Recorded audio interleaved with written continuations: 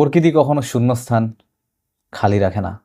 কাউকে না কাউকে বা কোনো কিছু দিয়ে বা কোনো মাধ্যম, কোনো উপায় দিয়ে ওই শূন্য জায়গাটাকে পূরণ করে দেয়।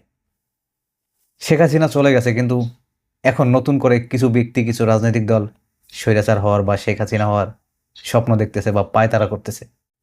দেখেন, যেখানে গণভোটে আমরা হ্যাঁ ভোট দিলে আমরা সুন্দর, শান্তিপূর্ণ, আধুনিক, সভ্য এবং ইনসাফ ও ন্যায়ভিত্তিক একটি সমাজ তৈরি করতে পারবো, সেখানে কয়েকটা রাজনৈতিক দল, কিছু রাজনৈতিক দল তারা না ভোটের প্রচার চালাচ্ছে। তারা না ভোট দেওয়ার জন্য বাড়িতে বাড়িতে গিয়ে মানুষদের, অসচেতন মানুষদের, গ্রামের যারা কিছু বুঝে না তাদের কাছে গিয়ে না ভোট দেওয়ার আহ্বান জানাচ্ছে।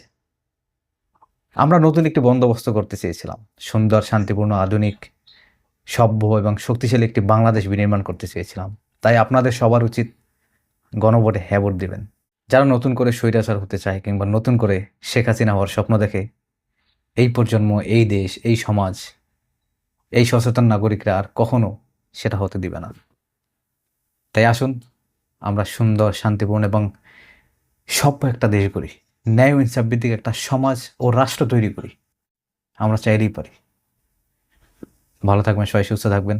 আর হ্যাঁ, স্বৈরাচারকে না বলি, গণভোটে হ্যাঁ বলি।